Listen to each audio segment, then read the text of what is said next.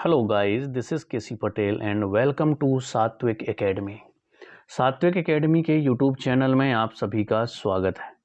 आज हम बात करेंगे जो अतिथि शिक्षक के लिए डीपीआई के द्वारा नोटिफिकेशन जारी कर दिया गया था, तो उसमें जितने भी 2023-24 में पढ़ा रहे थे उनके लिए तो आदेश एकदम क्लियर दिया हुआ है किस तरह से उनकी ज्वाइनिंग की जानी है। बट कन्फ्यूज़न आ रहा है जो नए अतिथि शिक्षक आवेदन करेंगे, यानी कि जब पुराने अतिथि शिक्षक जहाँ पर जो पढ़ा रहे थे उनकी ज्वाइनिंग होने के बाद जो रिक्त पद बचेंगे वहाँ पर नए आवेदन होंगे। अब वो नए आवेदन की जो प्रक्रिया है वो स्पष्ट नहीं की गई है। उसमें सिर्फ इतना दिया गया है कि 2023-24 में जो अतिथि पढ़ा रहे थे उनकी ज्वाइनिंग के बाद जो शेष रिक्तियाँ बचेंगी, ठीक है, उसमें क्या होगा, मेरिट क्रम में साला विकल्प चयन उपरांत आवंटित महाविद्यालय में ज्वाइनिंग हो सकेगी।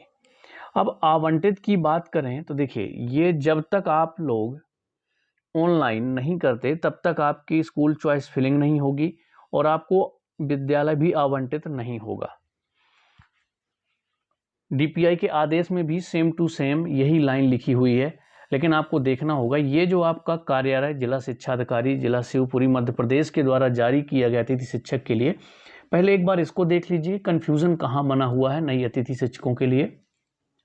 इसके बाद डीपीआई और उसके दोनों को आदेशों को ऐसे कई जिले के और स्कूल वाइज ब्लॉक वाइज आदेश जारी हो चुके हैं जहां पर ऑफलाइन फॉर्म लिए जा रहे हैं अतिथि शिक्षकों के, तो उसी के रिगार्डिंग है कि आप पावती दें। तो चलिए एक बार पहले इस आदेश को समझिए, इसके बाद आगे बात करेंगे।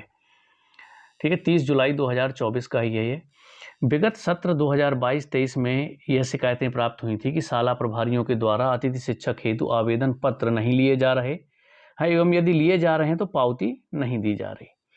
उक्त तथ्य को दृष्टिगत रखते हुए शैक्षणिक सत्र 2023-24 में जिन विद्यालयों में अतिथि शिक्षक को आमंत्रित किया गया है एवं पोर्टल पर रिक्त पद प्रदर्शित है, तो ऐसे विद्यालयों में जीएफएमएस पोर्टल पर सत्र 2024-25 हेतु ज्वाइनिंग की कार्यवाही 7 अगस्त तक की जाना है। पूर्व से कार्यरत अतिथि शिक्षकों की ज्वाइनिंग के बाद शेष रिक्तियों के लिए स्कोर कार्ड के आधार पर मेरिट क्रम में साला विकल्प चयन उपरांत आवंटित विद्यालय में ज्वाइनिंग हो सकेगी। तो जिस हिसाब से सेम टू सेम ये वाली लाइन आपकी जो है नए अतिथि शिक्षकों के लिए जिनको आवेदन पहली बार करना है उनके लिए सेम लाइन डीपीआई के आदेश में दी गई थी कि क्या होगा, इसके बाद जो शेष रिक्तियां बचेंगी तो स्कोर कार्ड के आधार पर मेरिट क्रम में साला विकल्प चयन उपरांत पहले आपका साला विकल्प चयन होगा, उसके बाद स्कोर कार्ड के अकॉर्डिंग आपको आवंटित विद्यालय यानी कि विद्यालय आपको मिलेगा। अब कौन सा आपको विद्यालय मिलता है उसके बाद ज्वाइनिंग हो सकेगी। तो ये पॉइंट जैसे यहाँ पे दिया हुआ, तो इसका प्रोसेस पूरा का पूरा ऑनलाइन होना चाहिए, तभी आपकी स्कूल चॉइस फिलिंग होगी। उसके बाद आपको स्कोर कार्ड के अकॉर्डिंग आपको विद्यालय मिल जाएगा। लेकिन देखिए अभी पढ़ते चलिए इसको। अतः सभी शाला प्रभारियों को निर्देशित किया जाता है कि प्रत्येक आवेदक का आवेदन जमा कर संबंधित को पावती देवे एवं आवेदन पत्रों की प्रविष्टि हेतु रजिस्टर संधारित करें। अब यहाँ पर यही है ना कि किया जाता है, प्रत्येक आवेदक का आवेदन जमा कर संबंधित को पावती देवे एवं आवेदन पत्रों की प्रविष्टि हेतु संधारित करें। मतलब आवेदक आवेदन ऑफलाइन जाकर के फॉर्म सबमिट करेंगे, वहाँ से उनको रसीद मिलेगी। यहाँ से ये चीज़ क्लियर हो गई कि जो आदेश दिया गया है तो ऑफलाइन जाकर के फॉर्म अभी जमा कर सकते हो आप लोग। उक्त प्रकरण की मॉनिटरिंग हेतु विकास खंड शिक्षा अधिकारी को नोडल अधिकारी नियुक्त किया गया है। यदि किसी शाला प्रभारी के द्वारा आवेदन पत्र नहीं लिया जाता है तो संबंधित अभ्यर्थी अपने विकास खंड के नोडल अधिकारी विकास खंड शिक्षा अधिकारी से संपर्क कर समस्या से अवगत करावें। नोडल अधिकारी का यह उत्तरदायित्व होगा कि वह जिस दिन इस प्रकार की शिकायत प्राप्त हो उसी दिन समस्या का निराकरण शाला प्रभारी से संपर्क कर सुनिश्चित करें। ये दिया हुआ है यहाँ पर, नोडल अधिकारी जो है आपके ये शिवपुरी जिले का दिया हुआ है।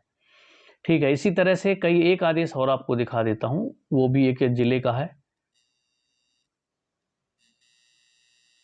चलिए, एक तो ये है आपका आदेश, कहाँ का है ये, शासकीय उच्चतर माध्यमिक विद्यालय लिधौरा विकास खंड बड़ा मलहरा।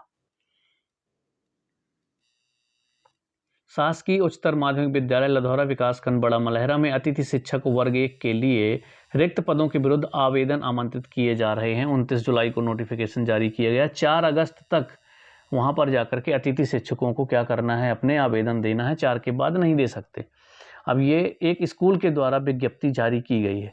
यहाँ पर ये सभी पद हैं कि अंग्रेजी की खाली है, एक फिजिक्स का है, गणित, जिसके जिसके भी पद हैं। अब यहाँ पर देखिए पदों की संख्या जारी तो नहीं की गई है, या फिर जो सामने लिखा है अतिथि शिक्षक वर्ग 1 वर्ग 1 वर्ग 1 वर्ग 1 दिया हुआ है। यहाँ पर योग्यता भी दी गई है नीचे। तो यहाँ पर ऑफलाइन आवेदन लिए जा रहे हैं।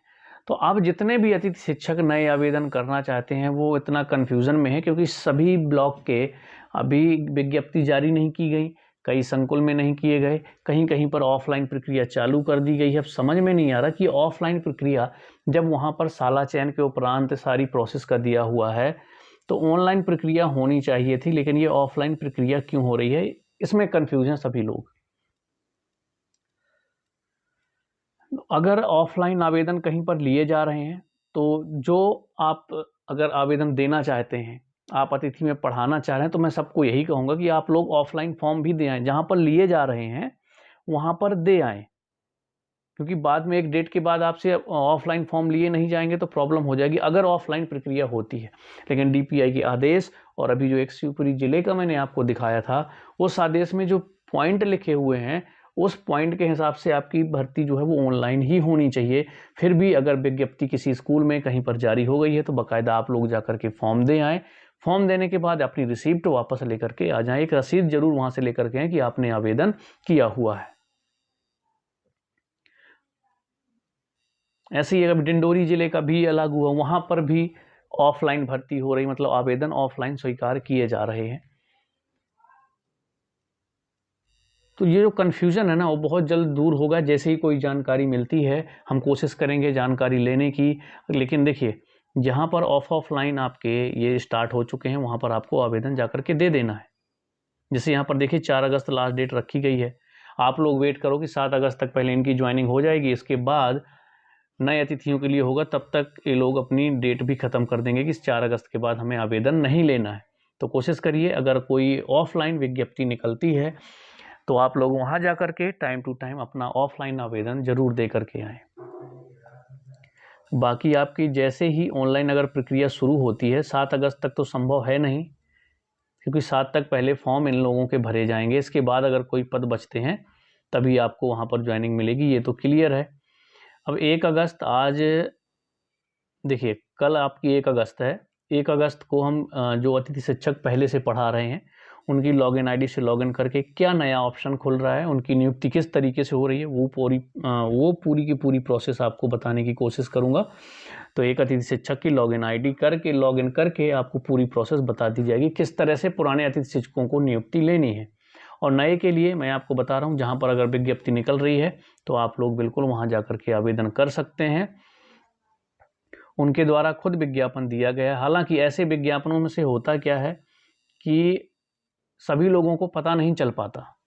अगर इनको प्रोसेस करनी थी अतिथि शिक्षक की तो पूरी तरीके से जो डीपीआई ने आदेश दिया है, अब डीपीआई की तरफ से इनके लिए कोई अलग से आदेश तो गया नहीं होगा कि आप लोग ऑफलाइन भर्ती के लिए विज्ञप्ति निकाल सकते हैं, लेकिन फिर भी इन्होंने निकाला है।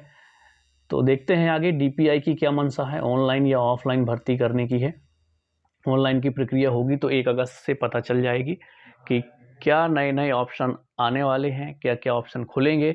अभी से नए अभ्यर्थियों के लिए चॉइस फिलिंग का ऑप्शन अभी से खुल जाएगा या फिर 7 अगस्त के बाद ओपन होगा, ये मैं आपको कल शाम तक ज़रूर एक वीडियो बना करके बता दूंगा, जब पुराने अतिथि शिक्षकों की एक लॉगिन आईडी से हम पूरा एक एक ऑप्शन का एनालिसिस करेंगे। ठीक है, तो बस आपको करना क्या है, जहाँ पर अगर ऑफलाइन आवेदन हो रहे हैं तो आप लोग बिल्कुल दीजिए। ऑनलाइन के भरोसे अभी मत बैठिए, क्योंकि कहीं पर आवेदन लिए जा रहे हैं और कहीं कहीं नहीं लिए जा रहे। हालांकि जिस हिसाब से इन्होंने डीपीआई का आदेश दिया और एक आदेश और आपको दिखाया शिवपुरी जिले का, अगर उस लाइन को आप देखते हैं तो उसमें सीधा लिखा है कि जब इनकी नियुक्तियां हो जाएंगी शेष रिक्त पदों के लिए क्या होगा, मेरिट क्रम में, यानी कि स्कोर कार्ड के हिसाब से मेरिट क्रम में स्कूल चॉइस फिलिंग के बाद जो भी आपको आवंटित विद्यालय मिलेगा उसमें नियुक्ति की जाएगी। तो आवंटित विद्यालय कब मिलेगा, जब आप स्कूल चॉइस फिलिंग करेंगे। ऑनलाइन ही सब कुछ आपको मिलना चाहिए। तो चलिए तब तक के लिए जहाँ पर ऑफलाइन हो रहे हैं आप लोग ऑफलाइन आवेदन बिल्कुल दीजिए। जहाँ जहाँ विज्ञप्ति जारी हो रही हैं वहाँ वहाँ बिल्कुल आप लोग जा कर के दे सकते हैं। इसके अलावा कहीं पर भी कोई भी जानकारी होगी आपके साथ ज़रूर शेयर की जाएगी। मिलते हैं हम लोग नेक्स्ट वीडियो में।